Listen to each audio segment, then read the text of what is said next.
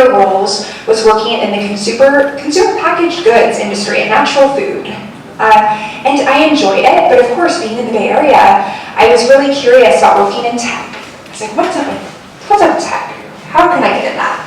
And I decided that I was interested in user research specifically. So I started going to all of these user research specific events. And at first, it was a little weird because people assumed that I was in user research because I was at user research events. And when I explained, oh no, I'm in natural food, I was pretty much the only one representing the natural food industry.